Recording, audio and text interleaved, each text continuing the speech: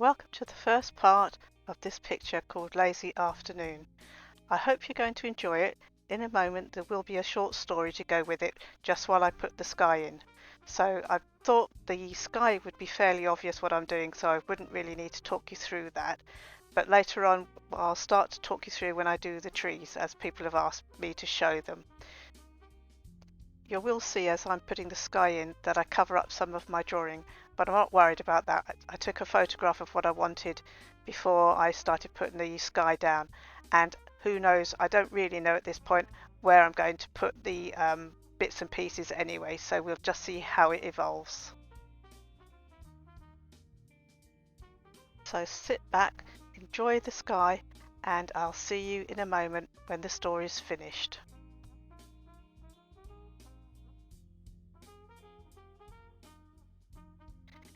In the heart of the valley, where the air was always fragrant with the scent of wildflowers, lay a small village named Jackeldon.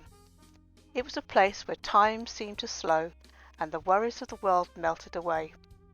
Nestled beside a gentle river that sparkled under the summer sun, the village was a picture of tranquillity. At the village's centre stood an old stone church, its steeples reaching towards the sky as if in perpetual prayer. The church had weathered many seasons, its stones smooth and cool to the touch, covered in patches of moss. Besides the church, an arched stone bridge spanned the river. On this particular summer's day, the sun shone brightly, casting a golden glow over Jackeldon. The sky was a flawless expanse of blue, with only a few wisps of clouds drifting lazily.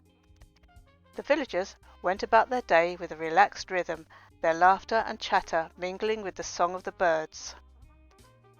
Charlie finished packing his sandwiches and picked up his fishing rod, patting his dog Shandy on his way past.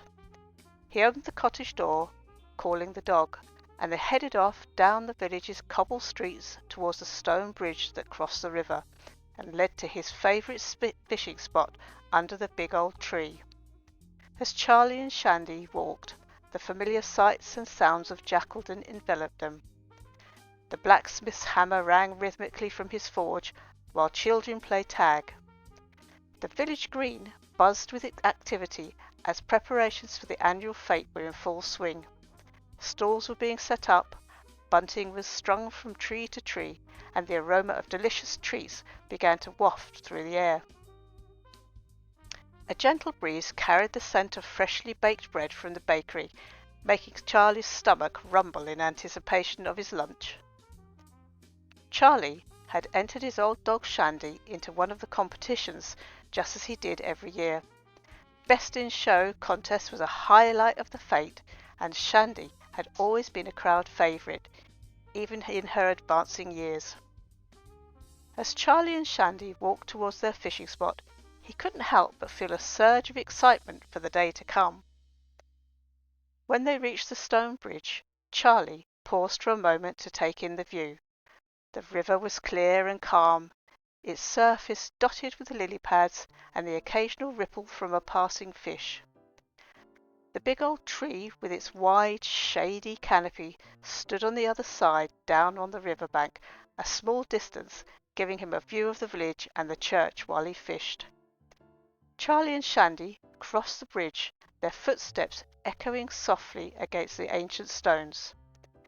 They soon arrived at their favourite spot, where Charlie set down his tackle box and sandwiches. He cast his line into the river and settled against the tree trunk, feeling the warmth of the sun on his face.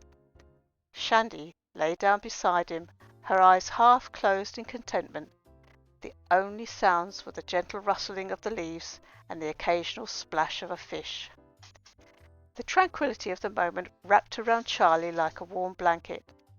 The peace of Jackeldon was all he had ever known, and he cherished the simplicity of life here. As he watched his fishing line dance lightly on the surface of the water, he felt a deep connection to this place, to its rhythms and its stories. Charlie's thoughts wandered to his late grandfather, who had taught him to fish right here under this very tree. He could almost hear his grandfather's voice, offering patient guidance on the perfect cast, the best bait, and the importance of patience. "Fishing isn't about the catch, Charlie," he would say. "It's about being part of the world around you, understanding it and respecting it." A gentle tug on the line brought Charlie back to the present. He carefully reeled in, feeling a small resistance at the other end. It wasn't much, just a little fish, but it brought a smile to his face. He released it back into the water, watching it dart away with a flick of its tail. Shandy perked up at the splash, her ears twitching as she kept a lazy watch on the surroundings. Charlie chuckled, patting her head. "Not much of a guard dog, are you?" he teased.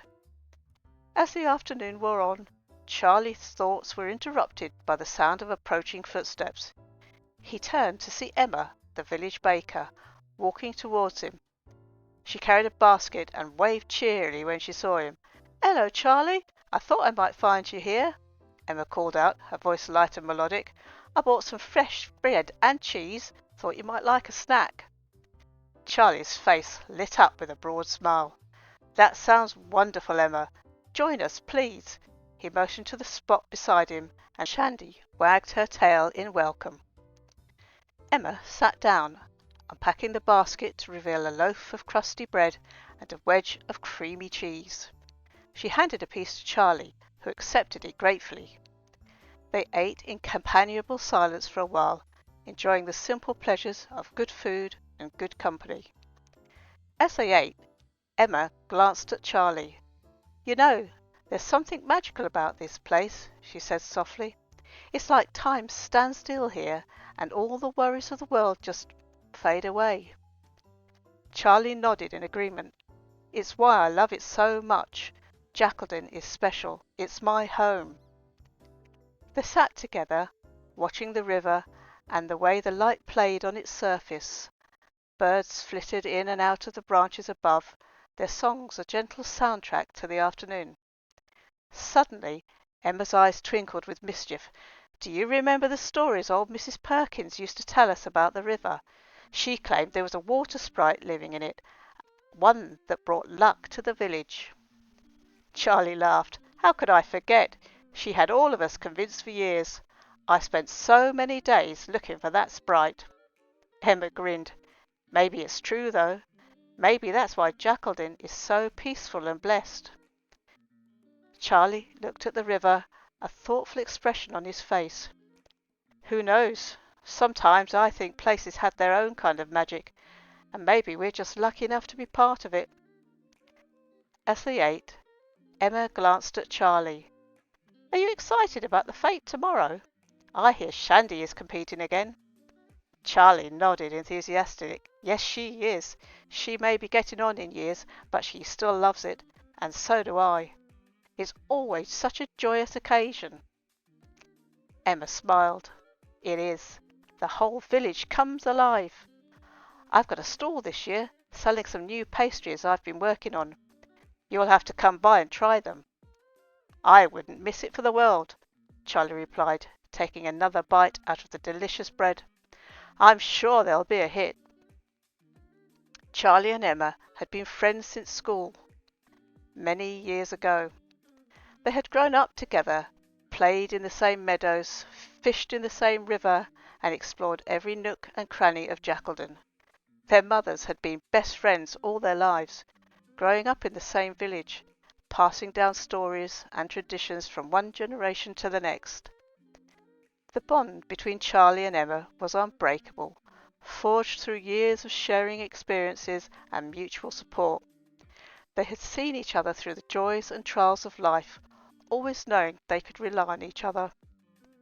As children, they had spent countless hours playing by the river, their laughter echoing through the valley. They built forts from sticks and stones, created imaginary worlds, and shared their dreams for the future. Emma often helped Charlie with his fishing, though she was more interested in the adventures than the catch. Their mothers, Mary and Alice, had been just as inseparable. They were known throughout the village as a pair, always seen together at the market, at the church, or enjoying a cup of tea in each other's kitchens. They had both married local boys and settled down in Jacqueline, raising their children with the same close-knit values they had grown up with. As Charlie and Emma grew older, their friendship deepened. They confided in each other, sharing secrets and hopes, and supporting each other through the challenges of adolescence. Even when life took them in different directions for a time, Charlie helping with his family's farm and Emma apprenticing at the bakery, they always found their way back to each other. Now as adults, their bond was as strong as ever. They still enjoyed their simple shared pleasures like fishing by the river or having a picnic under the old tree. The village fete was a tradition they looked forward to every year, a time to celebrate their community and its enduring friendship that made Jackaldon feel like home. As Charlie and Emma walked back to the village after their afternoon by the river, the sun began to set, casting a warm golden glow over the landscape. They chatted about the fete, reminiscing about past years and speculating about the competition of the stalls. "Do you remember the year Shandy won Best in Show for the first time?" Emma asked, her eyes sparkling with the memory. Charlie laughed. "How could I forget? She was just a pup then, so full of energy she practically bounced across the stage." "And you were beaming with pride," Emma added, smiling. "I think it was the first time I ever saw you blush." Charlie grinned. "Well, she always been a special dog, just like her owner," he added with a wink. Emma shook her head, laughing. "Always the charmer, Charlie." They reached the village green, now quiet and peaceful in the twilight. The stalls were set up, ready for the festivities of the next day.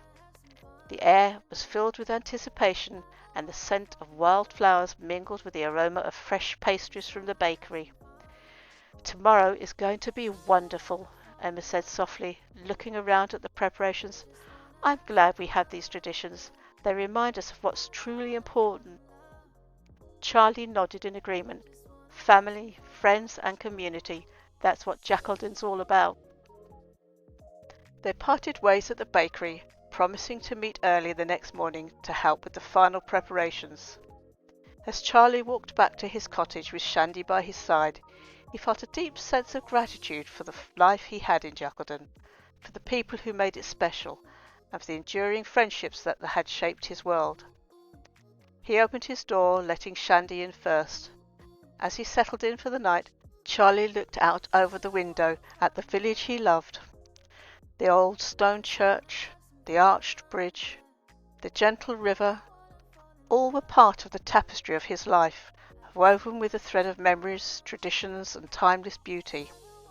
And in the heart of the valley, where the air was always fragrant with the scent of wild flowers, Jackaldon remained a picture of tranquillity, a place where time seemed to slow and the worries of the world melted away. As he drifted off to sleep, Charlie dreamed of the fete, of laughter and joy, and of Shandy proudly standing beside him, ready for another year's competition. Well, I hope you enjoyed the short story. If you did and you'd like me to do more on the future paintings, just pop a comment in the box below and let me know. Well, here we are moving on to the trees now. All I've done so far is put a sort of grey-green background in. That's supposed to be the trees in the distance, because being in the distance they wouldn't have so much detail or colour. And then what I'm doing now is bringing some new trees forward. They still start off with a dark base, but as I go I'm adding some highlights because I've decided now which direction the sun is going to come from. So the side that faces the sun is going to have the highlighting colours, and obviously the side away from the sun will be darker. At this distance the trees won't have any particular definition, you won't be able to see the details of them. So right now really they're just blobs of colour, and I'm just adding highlights to the blobs, so there's nothing too technical about these.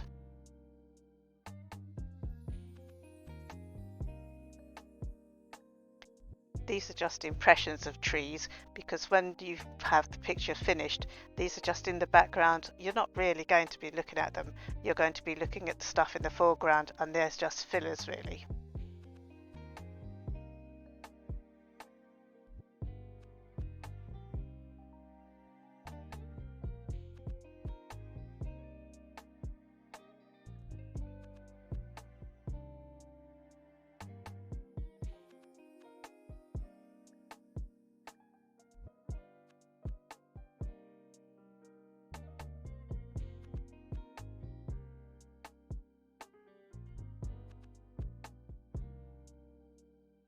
You'll notice that I cover up quite a lot of the background, but this is why I work from the back of the picture to the front of the picture, because you can then cover up bits and pieces, and it doesn't matter because some of the background will show through, and you don't obviously want to be having to work on the front and then try and fiddle bits of the background in. It's much easier and much more natural to do it this way.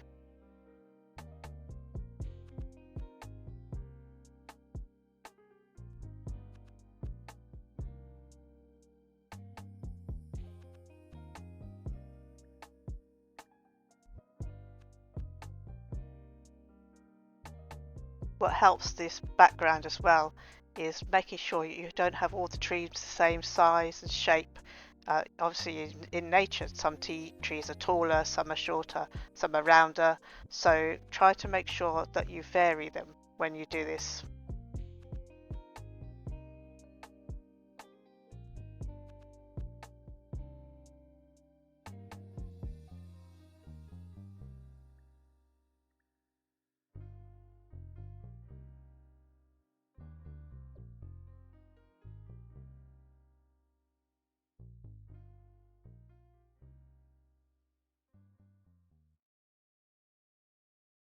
I left most of the making of this bit of the background in the video this time because I thought it might help people who are new at it to see what I'm actually doing.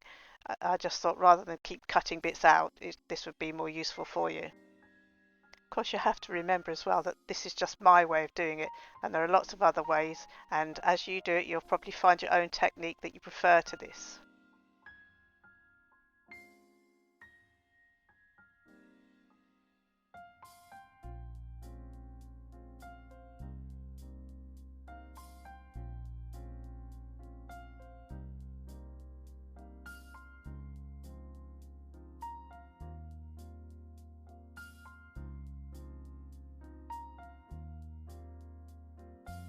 All I'm doing with all this is I just keep putting bits on until I get a shape or a colour that I like.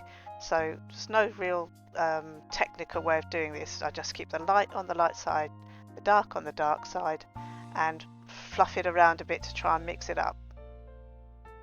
I do the fluffy bit with the tip of my needle. It's just that way it blends it in a bit, you don't get harsh lines.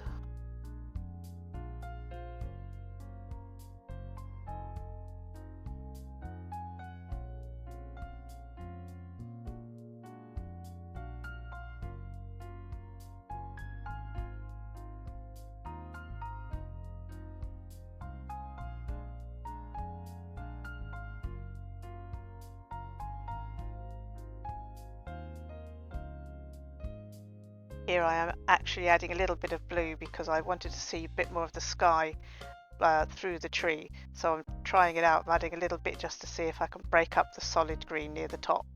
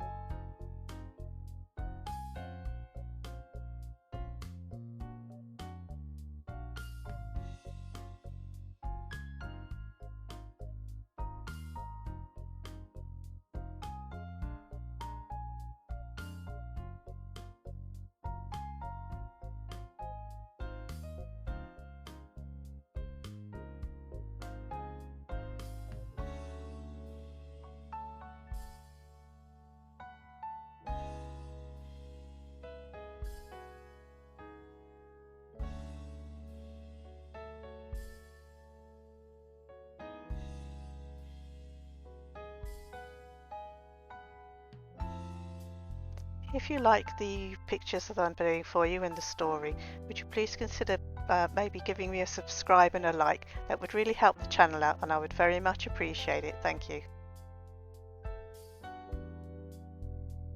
what I'm doing at the moment is layering the trees so that I've got some in the very distance, then I've got some in the middle way, and then this is a new tree that I'm putting a little bit further forward so that you're starting to get some depth to the picture.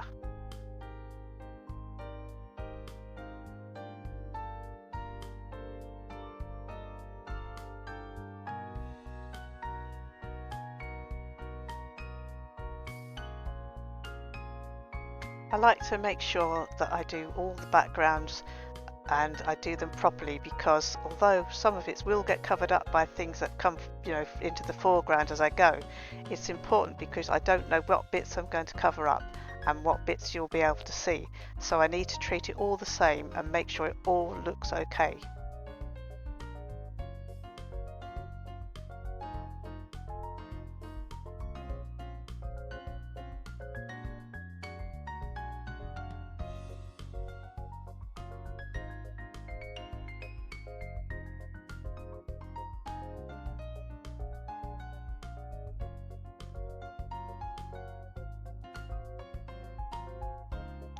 I'm actually at the moment now working on the little bridge, but I have a feeling I may have to pull this little bit off again later on, because it wasn't until I finished it that I thought that I need to do the river before I do the bridge, otherwise I shall have to fiddle with trying to make the river under the bridge.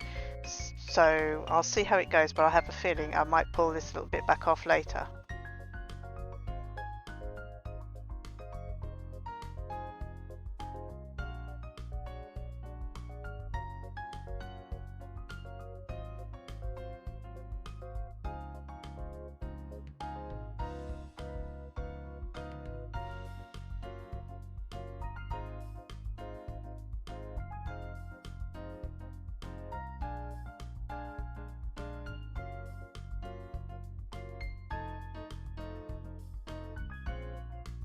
Now here you can see that the trees I've put in the background really are just blobs of colour. What I'm actually putting in now are some little houses, because I thought it would be nice to have the village go past the bridge, so you're not really going to see much of the houses, just little bits of the front and maybe a roof, but again it's going to give the illusion of depth to the picture later on.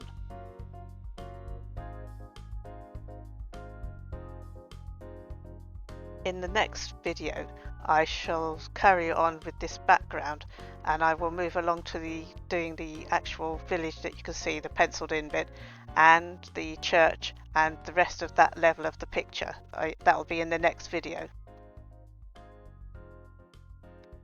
In that are some bigger trees and things, so I'll be able to show you a little bit more how I do the trees as they come closer.